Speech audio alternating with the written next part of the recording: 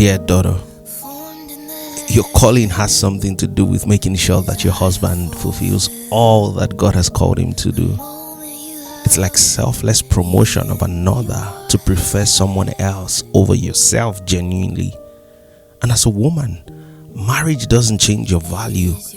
It only changes your role. And it's not complicated, but it's costly. And many single ladies are waiting for the next season without being in the season that they are currently in. And so I advise you, don't quickly run to other things. When you get older, it's not going to be easier. It'll just be different. Because getting married and having kids doesn't solve loneliness. You can still be married and be lonely. Marriage doesn't feel emptiness. If you're not satisfied as a single person, you will not be satisfied as a married person. And truth is, your most important connection is your connection with God through Christ.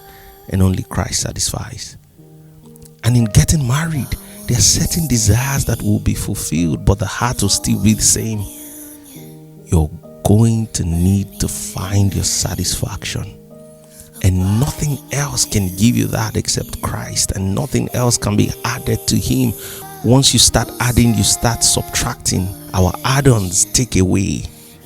We don't know what the additions are, but we know that they do not make Him number one in our heart. And opportunities will never satisfy you. A change of status will not satisfy you. Only Jesus will.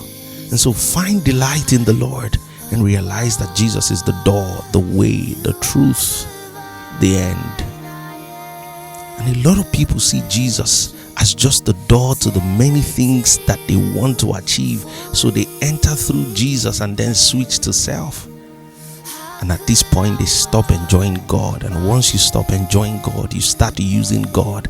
And the dangerous thing is that God will let you. And there's a difference between results and fruit. One comes from life and the other comes from performance.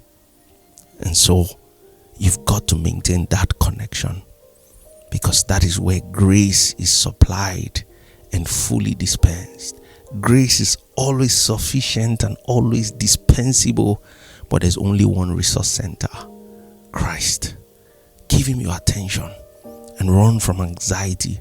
Anxiety is giving the attention that God deserves to something far more inferior than Him, like the things you need. And pursue Him. True success is being at the feet of Jesus. It is realizing that the priority of every day is the feet of Jesus, to be satisfied by Him. And everything about you and every part of you craves to be satisfied by God, and you know it. Many people are living in this state, but they do not know what they are hungry for. They don't know why their minds are forever craving knowledge. They don't know why their wills are forever craving to do whatever they wish. They don't know. They don't understand why their emotions are pushing them from person to person. The reality is that every soul thirsts for God, and whatever you seek to quench your soul's thirst, that is what you worship. Man is built for worship, but the question is, who will you worship? Have you realized that your soul pants and thirsts for God, and to fill it with any other thing is to create a factory of idols? Worship is the soul's attempt to quench its thirst. It's God alone who can come into the emotions and settle the rushing sea in the emotions. It is God alone who can come into the mind and bring stillness and give it a revelation that is far above intellect. And this is why reconciliation, as the Bible tells us, is the reconciliation of God and man finding pleasure in each other. Dear daughter, don't forget these words. Be blessed.